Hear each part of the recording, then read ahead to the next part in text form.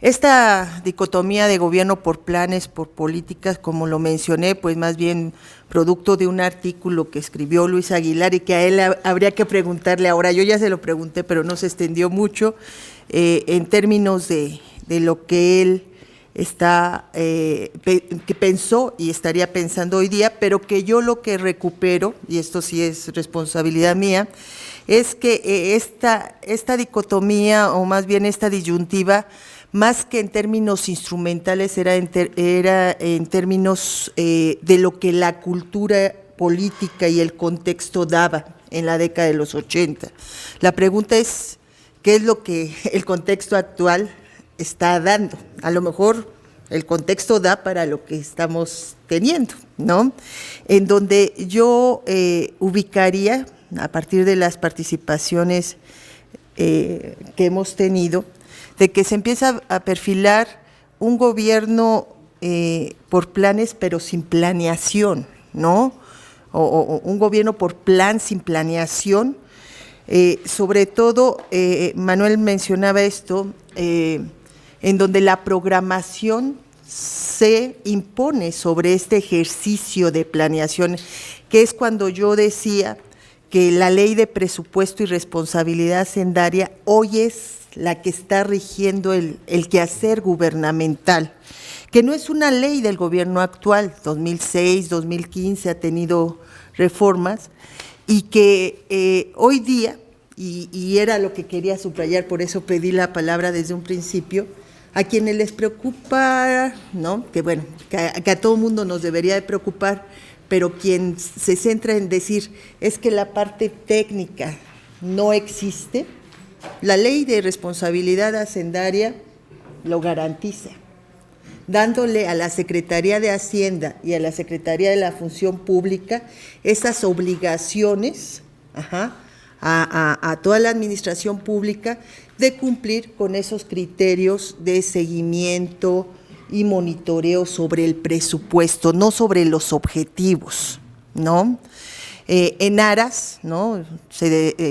Creo que ahí Pilar, no sé si lo retome, pero en pasillos comentábamos, bajo la lógica de eliminar corrupción, eliminar desvíos, ¿no? Costo, eficiencia, ¿no?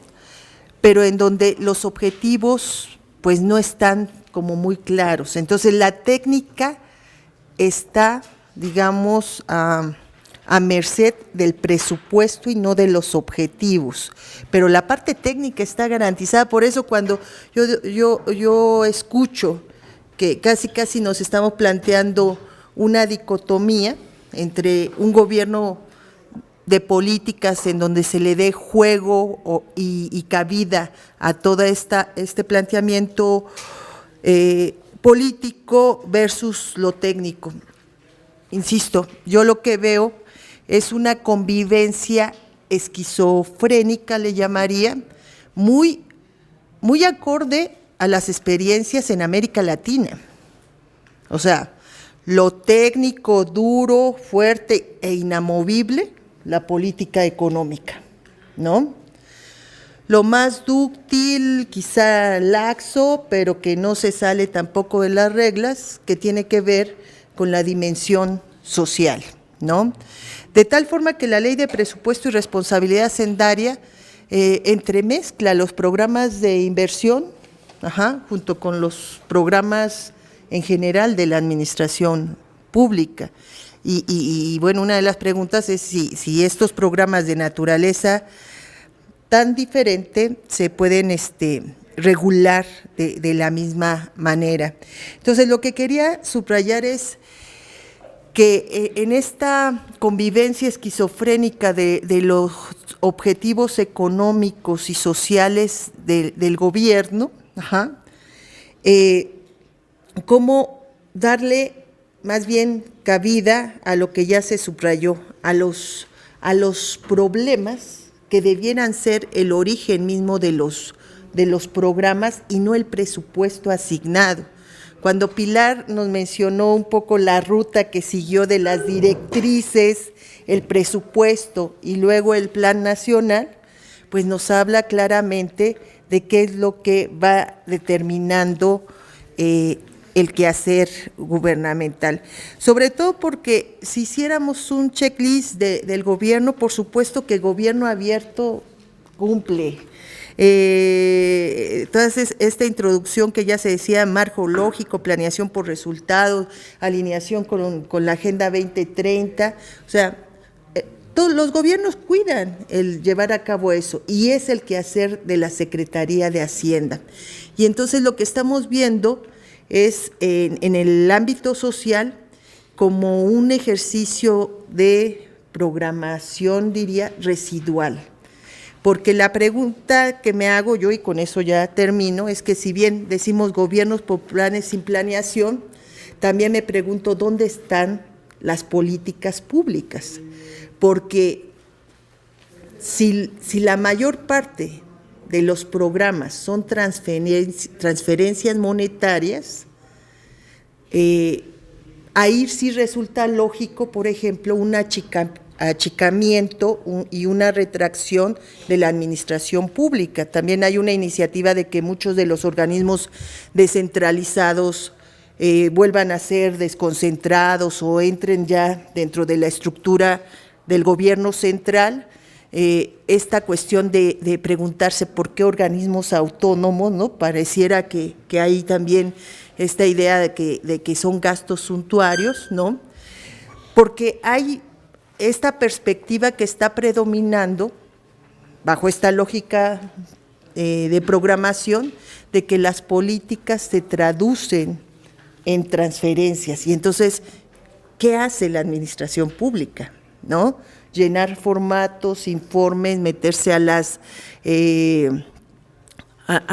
bases de datos para que así, sí, el ciudadano o la académica podamos entrar, y aunque tenemos que dar un rodeo, el dato va a estar ahí.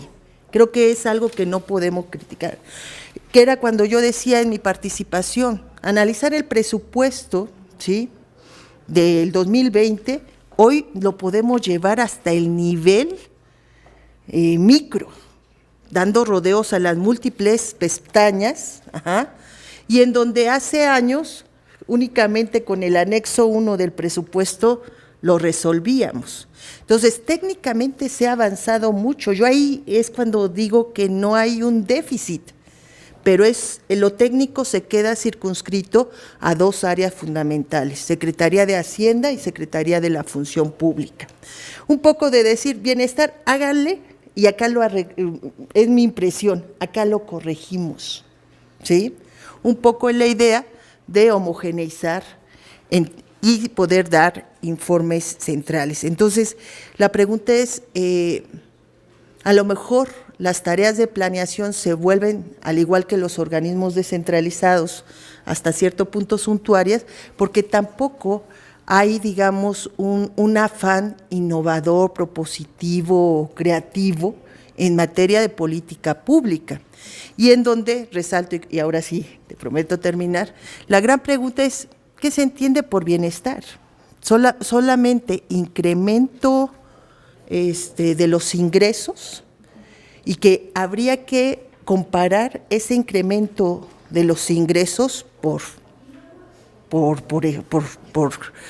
estrato social, que es ahí cuando yo digo, veamos, porque la pensión para adulto mayor, por supuesto que va a impactar significativamente en el ingreso de esa persona y de su familia, pero habría que ver también cómo impacta la construcción del Tren Maya en algunos sectores, por ejemplo. Y entonces ahí, pues sí hay diferencias significativas.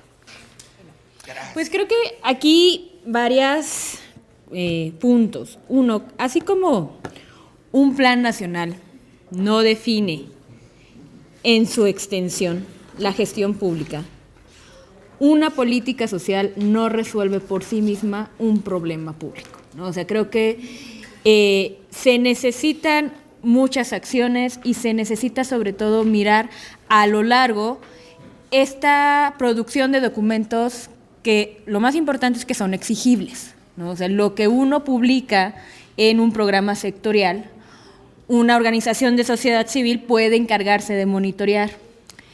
un grupo parlamentario le va a pedir cuentas a tu titular de dependencia cada año en septiembre, bajo ciertas condiciones. Esas condiciones se construyen de muchas maneras, pero por así decirlo, lo sustantivo estará próximamente todos los programas sectoriales. La fecha límite es el 12 de enero, se deben publicar todos los programas, algunas dependencias ya están haciendo públicos estos documentos, pero también es importante que la publicación en sí misma no agota el programa sectorial. O sea, y justamente ustedes lo han identificado muy bien, son documentos que no se pueden modificar. Entonces, la pregunta es, al final, dentro de 5 años, ¿cuál es ese ejercicio de rendición de cuentas? En realidad no existe un procedimiento, solamente es darle respuesta a Hacienda a sus preguntas cada año, pero al final ningún Plan Nacional de Desarrollo ha sido evaluado después de 6 años de su implementación. Creo que la respuesta más concreta sería las elecciones. Si el gobierno permanece, si se puede continuar, pues entonces se da por satisfecho el cumplimiento o por lo menos lo suficientemente satisfecho para renovar la confianza en una opción política. Pero eso es algo que va a pasar dentro de, a mí me parece mucho tiempo. O sea, pensar en 5 años, 6 años es mucho tiempo en cuestión de administración pública. Lo que sí creo que nos debe quedar claro, y que sí me gustaría transmitir, es que no es que haya un menosprecio del conocimiento técnico, al contrario, se valora, pero tampoco se hace sagrado en el sentido de que no hay conocimiento técnico que sea lo suficientemente bueno en sí mismo si no logra transformar la realidad. Si ese conocimiento técnico solamente funciona para el beneficio de unos cuantos, poco favor se le hace a la administración pública. Recordemos, ser funcionario público es responder a las necesidades de un problema específico a partir de valores compartidos en códigos de ética, por ejemplo. O sea, creo que ese es un punto importante. Y eso no quiere decir que nos vayamos a justamente esta polarización de que, bueno, sin conocimiento técnico, entonces es lo que están apostando, con conocimiento técnico es hasta donde hemos llegado. Yo creo que justamente uno de los puntos es que los cuadros más profesionalizados dentro del sector público quizás no han sido reconocidos en su aporte y en cómo se han conservado estos procesos que quizás puedan ser muy tortuosos, muy engorrosos, pero al final son los que hacen el aparato público. Y el aparato público es sobre cualquier gobierno se tiene que mantener. Entonces creo que ese es uno. Y otra reflexión que también quería compartir con ustedes es que justamente tiene que ser una conversación, y es una conversación que va a tener que ser fluida, en el sentido de que no se puede terminar solamente en una mesa, se tiene que aterrizar con muchos otros actores. La definición de bienestar es justamente eso, o sea, la Secretaría de Bienestar no puede en sí misma definir bienestar. Creo que es una construcción que se tendrá que hacer con muchísimos actores, desde el legislativo, los académicos, las personas de sociedad civil, pero que justo va más allá de tener acceso a bienes. Se está hablando más o se está pensando más como tener acceso al ejercicio pleno de derechos. Esa es la diferencia, pensar al Estado como proveedor de servicios y que los servicios tengan calidad, o pensar al Estado como garante de derechos. Hay ahí una clara diferencia entre cómo pensamos. En el último comentario, antes de cerrar la mesa, lo que nos mencionabas, era esto, de cómo es que el Estado va a proporcionar que el consumidor de servicios. No, aquí ya no se habla de consumidor, se habla de ciudadanos. Y ese empoderamiento se está dando con acciones, pero sobre todo es la misma ciudadanía la que se tendrá que empoderar, con una creación de un discurso claro, donde a las personas que llegan a los programas sociales constantemente se está repitiendo: ustedes son sujetos de derechos. Quien le diga lo contrario, quien le diga que esto solo funciona por si usted vota o no vota por determinados personajes, le está mintiendo. Pero esa transmisión de ese mensaje cuesta mucho trabajo. Creo que en ese momento se requiere también un cambio cultural. Porque un gobierno no hace ciudadanos, los ciudadanos hacen el gobierno. Nosotros no podemos definir cuáles son exactamente los derechos a los que un ciudadano va a tener derecho. Ese ciudadano va a tener que luchar por esos derechos. Creo que en el momento en el que estamos es un momento de cambio. Se mencionó mucho cómo un aparato institucional tiene que cambiar a la vez que cambia el discurso para que este discurso pueda aterrizar en acciones concretas. Y es un momento de transformación. Algunos apostamos a que esta transformación va a ser positiva. Hay otras voces que nos digan, oigan, pues están como haciendo cosas muy osadas, pero creo que sí hay un consenso en donde la situación tenía que cambiar. Estamos apostando otra vez a herramientas que ayudan a entender hacia dónde queremos ir de la manera más técnicamente rígida que el tan poco tiempo tenemos, nos pueda permitir. Cuando se analiza el Plan Nacional de Desarrollo, enriquece ver diferentes perspectivas, desde los diagnósticos de la academia, las instancias gubernamentales, la sociedad civil organizada. Y bueno, a ver, por ejemplo, encontramos diferentes interpretaciones o hasta adjetivos que le podemos poner al Plan Nacional de Desarrollo. Por ejemplo, se hablaba de que este es un plan de desarrollo diferente. Y sí me gustaría que Pilar ahondara supongo que es por la reorientación del gasto público hacia los programas sociales, pero bueno, tú podrías ahondar más en esto. También el colega hablaba de que el Plan Nacional de Desarrollo es básicamente un documento técnico, ¿no? Básicamente un documento técnico. De hecho, el plan que presenta Ursúa efectivamente es muy técnico, muy diferente al que presenta el presidente de la República en el anexo. Y ahí, por ejemplo, también se aludía a que parece más un discurso.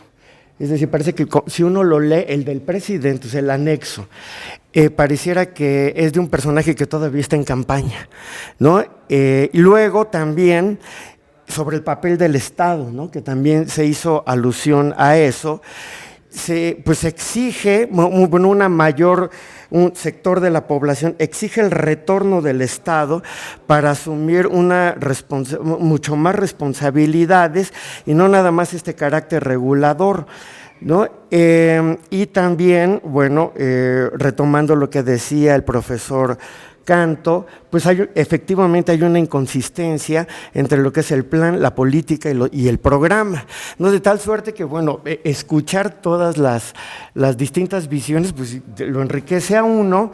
Para eso creo que sirven estas mesas, eso está muy bien, porque hay diferentes perspectivas sobre cómo ver el Plan Nacional de Desarrollo. Por supuesto, coincido con lo que apuntaba el profesor Canto sobre la participación ciudadana y efectivamente por eso traté de ser enfático en las consultas a los ciudadanos, a los habitantes de una demarcación territorial, solo se les pide una opinión, que las consultas básicamente son para eso, para pedir una opinión.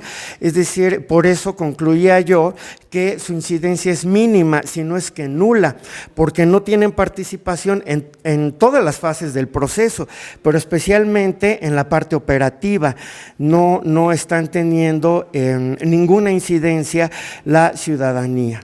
Y bueno, muy interesante, ¿no? La pregunta que hacía también el compañero sobre si sirve el Plan Nacional de Desarrollo. Bueno, casi creo que estamos de acuerdo en que no.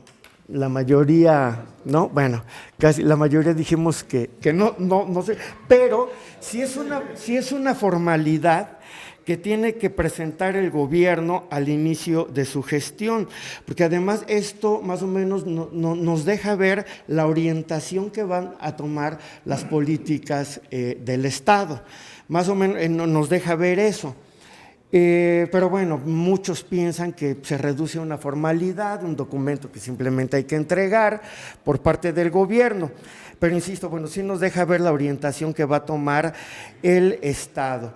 Y bueno, también sobre algunos temas que se ha hecho énfasis, sobre todo en la opinión pública, en los medios de comunicación, temas que han centrado la atención de la agenda sobre las medidas que ha tomado el actual gobierno a un año de haber tomado posesión.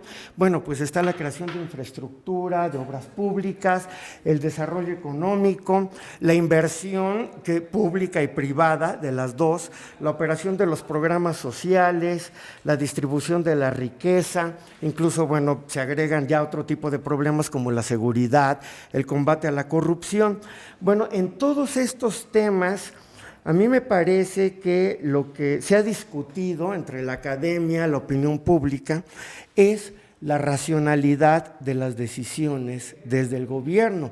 Se han criticado, por supuesto tiene a sus defensores también, pero me parece que el tema de fondo es la racionalidad en las decisiones que ha tomado el gobierno en este conjunto de temas que acabo de mencionar. Y los especialistas ya nos dirán, yo no soy especialista en la administración pública, pero dicen que el recorte a la burocracia ha afectado la capacidad de gestión del gobierno. Y precisamente Pilar decía, hay planes, pero no hay planeación, ¿no? Planes sin planeación. Parece que está afectando la capacidad de gestión del gobierno. Pero bueno, eso es básicamente lo que quería comentar. Dos palabras sobre la idea de Manuel de plan, políticas, programas. Si por plan, como comentamos allá afuera, entendemos una declaración política, está bien. O sea, yo soy el presidente de este sexenio, estas son mis prioridades, a esto voy a dedicar mi atención. O sea, eso no hay problema. Si por plan, sin embargo, entendemos algo mucho más detallado con respecto a el funcionamiento cotidiano de la burocracia, dónde voy a poner los dineros, qué tipo de situaciones voy a enfrentar con más entusiasmo que otras, etcétera. Yo creo que ahí no esta, digamos, línea lógica de plan, política, programa no funcionaría en mi opinión, porque yo creo que la lógica de funcionamiento de plan, planeación, programa, versus la lógica de funcionamiento de política, del análisis de política pública es distinta. El problema es que política pública se ha vuelto una frase coloquial por la que ya todo el mundo entiende lo que quiere. Yo tengo una competencia con Estela, una colega de la Universidad Estela Sotelo, a ver quién encuentra el uso más absurdo de política pública, y yo pensé que tenía una carta ganadora con el siguiente caso. Una alta funcionaria de administraciones pasadas dice, en una declaración, que en México, en el gobierno de México, tenemos una política pública del racismo y que ha sido una de las más exitosamente implementadas. Yo pensé que ya iba... No, esa es la que yo pensé con la que iba a ganar, pero Estela me sacó una todavía peor. La que consiguió Estela es una declaración en la cual dicen algunos funcionarios importantes por ahí que hay que terminar con la política pública del nepotismo que domina el Poder Judicial. Son dos ejemplitos nada más, pero ¿se dan cuenta? Ganó la primera. ¿Les gusta más la primera? Bueno, la del racismo venía desde Vasconcelos, ¿eh? Se la adjudicaba a Vasconcelos. ¿No era de Hernán Cortés? No, era de Vasconcelos. En fin, como quieran. ¿Qué exactamente es, y muy rápido, desde mi perspectiva, o debería ser política pública? Para mí debería de ser una acción de gobierno particular, hasta cierto punto excepcional, para atacar un problema público específico. Y no es el funcionamiento tradicional de la burocracia ni del gobierno. Eso lo podemos dejar a los planes, a la planeación, a los programas, etcétera, etcétera, ¿no? Es una acción mucho más estratégica que implica una definición del problema e implica una eventualmente terminación de la política si es que algún día el problema desaparece, que es muy difícil. Pero y en cambio lo otro es el funcionamiento tradicional cotidiano de las administraciones públicas, que hacen un montón de cosas que siempre deben hacer y que el problema propiamente que pretenden resolver no existe. Lo que existe es una condición en la cual el gobierno tiene que dar un servicio, llevar una regulación sobre algún tipo de acción de mercado, etcétera, etcétera. Pero no veo yo que se puedan complementar fácilmente. Yo los veo como estrategias distintas o acciones distintas para problemas y situaciones distintas. ¿Qué más se me queda por ahí? Eso es lo más importante, pero tengo un detallito más. Dejémoslo ahí. Yo creo que eso era básicamente lo que les quería decir. Yo realmente, sí veo, comentaste que el Ejecutivo no es el único que tiene directriz en el Plan Nacional de Desarrollo, pero yo creo que los hechos demuestran lo contrario. Yo no sé por qué pasó la revisión de la Cámara de Diputados y presentaron 2 documentos y al final quedó otro, ¿no? Yo no veo, a lo mejor en oficio les dijeron que había complementariedad, pero yo no sé cómo la Cámara de Diputados fue capaz de dejar pasar 2 anexos, ¿no? Lo veo como algo, digamos, inconcebible y demuestra realmente el poder del Ejecutivo, ¿no? Es una demostración de poder evidente. Y de la magia de Porfirio. Sí, también. Yo también, digamos, algo que mencionaste que me gustó mucho esa frase es que los diagnósticos anteriores hacían muchos silencios.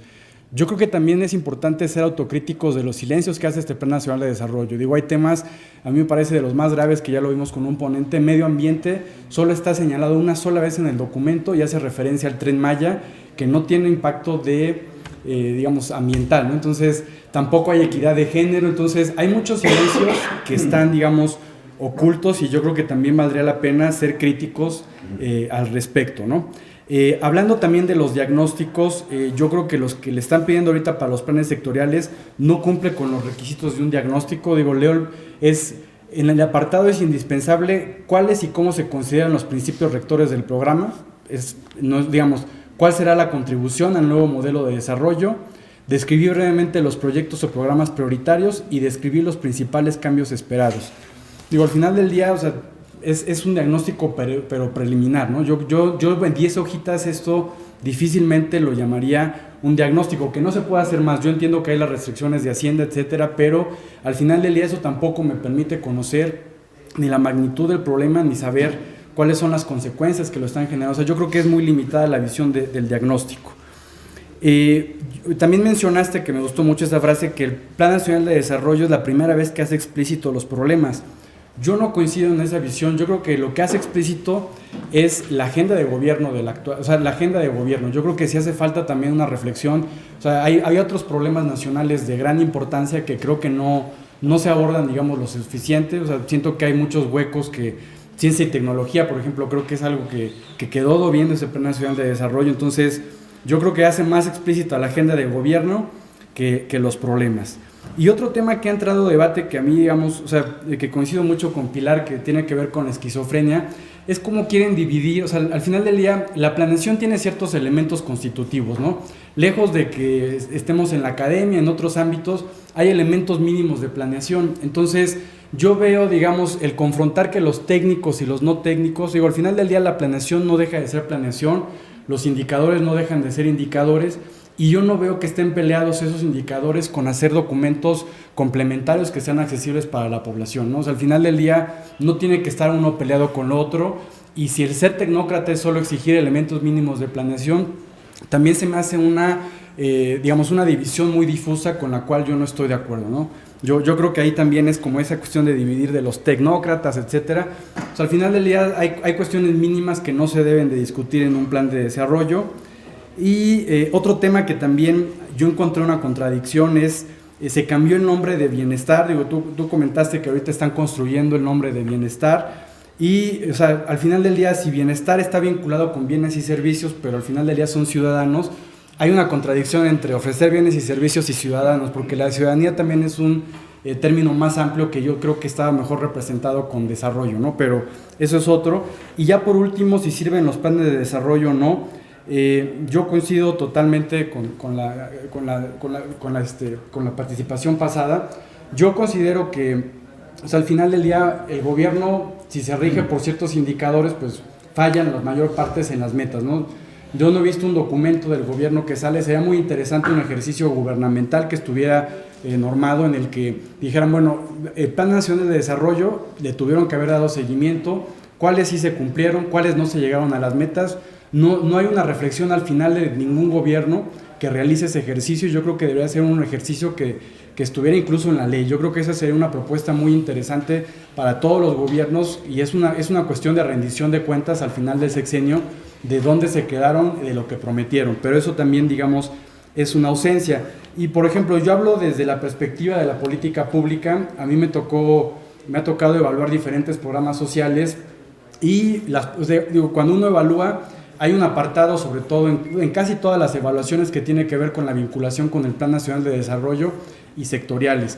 Y ahí uno se da cuenta precisamente lo que comentaban de que es un marco de acción gubernamental. O sea, hay programas que están sustentados en los planes de desarrollo, en los planes nacionales de desarrollo, y les da sentido a toda la acción gubernamental. Entonces, yo creo que sí ha funcionado en eso. O sea, no es una cuestión tanto de resultados, porque son muchos factores los que intervienen, son cuestiones muy complejas, pero yo sí rescataría esa parte, ¿no? Que por lo menos en términos de política pública, cuando se aterrizan precisamente en reglas de operación o documentos mínimos como el diagnóstico de los programas que se tienen que elaborar, digamos, ya por ley, pues yo creo que sí son elementos valiosos que no van a resolver el problema por sí mismo, pero sí, coincido, son un marco de acción gubernamental.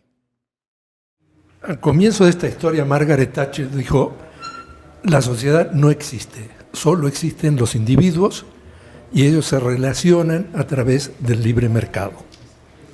Y a partir de ahí se dio una construcción hegemónica de lo que se llama fase neoliberal del capitalismo, que a mi juicio tiene tres grandes soportes. Uno es el poder financiero y económico altamente concentrado. Otro es la construcción de una institucionalidad que responde a ese poder. Y otro es el poder mediático, que es el que trabaja sobre la construcción de subjetividades, o sea, la construcción del sentido común neoliberal. Ese es un proceso de casi 40 años. Entonces, lo que estamos padeciendo ahora es que no se está produciendo el desmontaje de ese proceso en ninguno de los tres aspectos, ni en la concentración de poder económico-financiero. Digamos, el capital financiero está de parabienes, sigue de parabienes aquí en el país. El poder económico también sigue de parabienes. El poder mediático está incólume y sigue trabajando sobre las mismas premisas de construcción del neoliberalismo, de la construcción de consumidor en lugar de ciudadano, de la construcción de competencia en lugar de colaboración y en la construcción de individualismo en lugar de solidaridad. Eso lo seguimos padeciendo día con día. Donde puede despuntar algún cambio es en la construcción de la institucionalidad. Entonces, me parece que la esquizofrenia a la que hacía referencia Pilar tiene que ver con esto.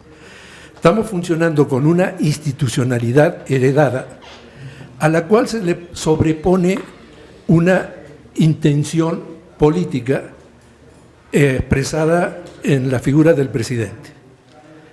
Entonces, tenemos todo un andamiaje institucional que opera de determinada manera y tenemos una toma de decisiones centralizadas que opera de otra manera. Y creo que eso lo refleja cabalmente los dos documentos del Plan Nacional de Desarrollo. Bueno, me parece que ese es el dilema que tenemos entre manos. En la fase anterior, la planeación era una herramienta inútil, decorativa, porque el mercado regulaba todo. O al menos esa era la idea. El Estado subsidiario solo tenía que regular las cosas que permitieran que el mercado funcione. En la etapa actual, la planeación también puede ser un instrumento ocioso en la medida en que la toma de decisiones está tremendamente centralizada y se traduce en políticas que tienen su lógica independiente de toda forma de planeación. La planeación no son medidas para que se ejecuten tal cual, ni metas para que se cumplan. Son propósitos para darle una coherencia a la acción pública. Incluso en una ocasión el plan de desarrollo, el plan quinquenal francés, planteaba que había que crecer al 6% y se creció al 7%. Entonces uno puede decir, bueno, estuvo mal planificado porque se creció más de lo que se debía, ¿no? Pero el propósito era crecer. Entonces esto implica que sirve para ser coherente al gobierno, pero también la acción del gobierno con la sociedad, ¿sí? Y ahí es donde entonces empezamos a patinar, ¿sí?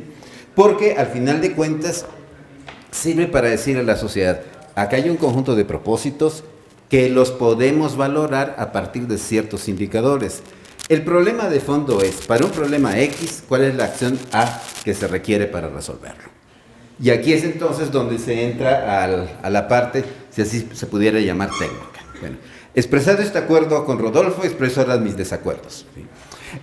La confrontación entre política y plan está históricamente acotada, ¿sí? Porque cuando empezó a surgir en América Latina la idea de política pública, entonces caricaturizó el plan y le puso todos los males de la época, se los puso al plan, que era rígido, que era tal y cual. Tenía varios de esos problemas, pero no todos los que dijo en su origen política pública en América Latina. Pero entonces, con el desarrollo de políticas en América Latina, cada vez más empezaron a decir, entonces es insuficiente lo que hacemos, porque necesitamos más años para realizar los propósitos de la política. Necesitamos poner de acuerdo a los diversos actores y dentro de ellos a los diferentes órdenes de gobierno. Entonces, cuando hoy, y los escritos de la CEPAL ahí son bastante interesantes, desde política pública se voltea a ver a la planificación. Digamos, es un cambio de énfasis y definiciones que, insisto, está históricamente acotado. De ahí me paso a otro asunto. Bueno, entonces, cuando se define bienestar en función de derechos, evidentemente que el problema es ya el que planteaba Pilar Tavera. ¿Quién define lo que es el derecho? Y desde hace algunas décadas la definición de los derechos se asumen a nivel global, ¿sí? Son las convenciones en materia de derechos humanos. Entonces, este sería un buen criterio de contraste para ver los propósitos de la planeación que tanto se condicen con los pactos en materia de derechos humanos. Pero hay un punto donde ahí sí hay que buscarle la cuadratura al círculo. Y esto es, si el propósito actual es redistributivo, ¿sí?, en el saber existente, que me perdonen los economistas, pero voy a decir una cosa de economía, el saber existente diferencia entre dos cosas. Una es la redistribución del presupuesto y otra es la redistribución del ingreso nacional. Entonces, hoy se está apostando a la redistribución del presupuesto, pero no la del ingreso nacional.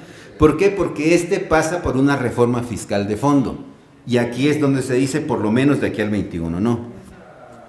Y entre otras cosas, porque me parece que se mantiene un principio fundamental, que es la centralidad de Hacienda, y sabemos que la centralidad de Hacienda no es alcanzar los objetivos de la planeación y de las políticas, sino lograr el equilibrio primario fiscal, ¿sí? Entonces, mientras esas, y no digo con esto que haya que irse al desorden fiscal, pero justamente las reformas fiscales sirven para eso. Ahora, ¿cuál ha sido el problema de la planeación antes y cuál creo que va a ser el de ahora?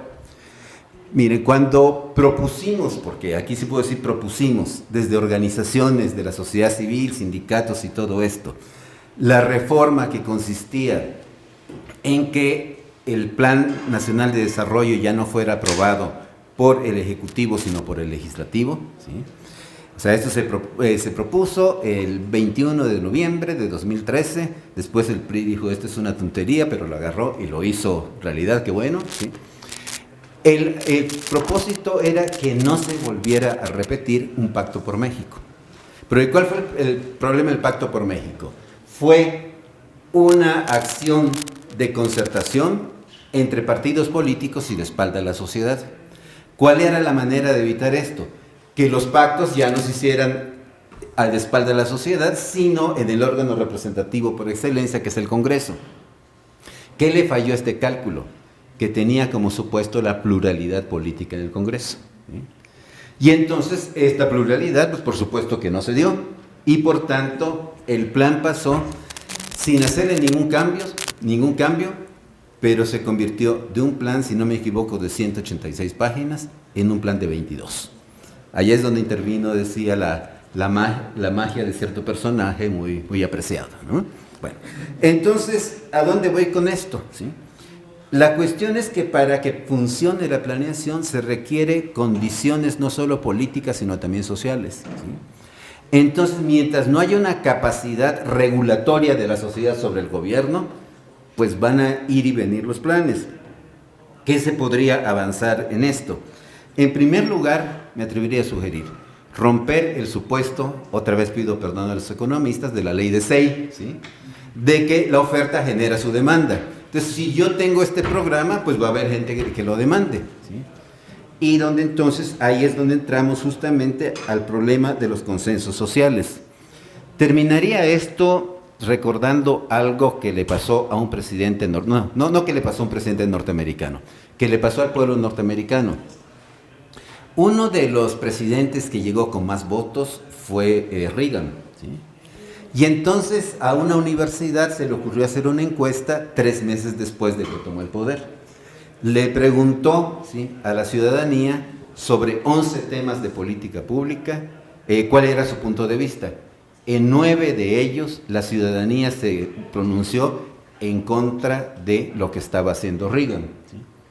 Pero mantuvo su votación, mantuvo su aceptación mayoritaria. Esto no es chisme, Lindblom lo platica con todo detalle en uno de sus textos, ¿no? Entonces, ¿qué quiere decir todo esto? Que no siempre las urnas son el mejor indicador para los consensos sociales, ¿sí? Y que esto, de aquí se pueden seguir 2 cosas.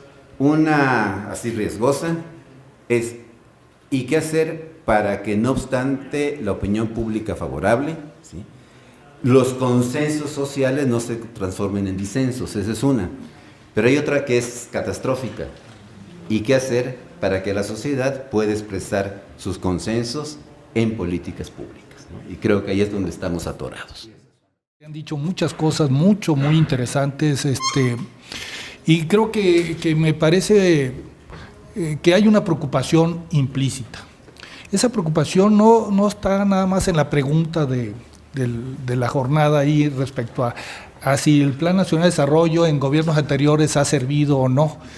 Yo creo que eso nos pone a pensar realmente si se están rompiendo paradigmas de administración pública en este nuevo gobierno.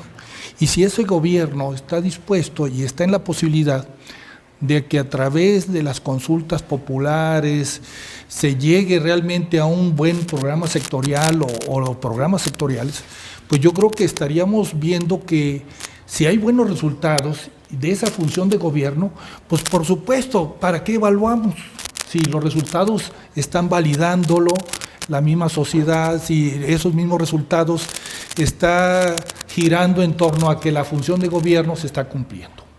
Yo creo que es la oportunidad, decíamos, de que había una lógica en los planes nacionales de gobiernos anteriores. La lógica es que se fue implementando, se fue instrumentando como un instrumento de planeación, efectivamente, y cumpliendo con la ley de planeación y con el artículo 26 de la Constitución, el hecho de formular una planeación democrática, ¿verdad? ¿Por qué? Porque la instrumentación hacia allá iba.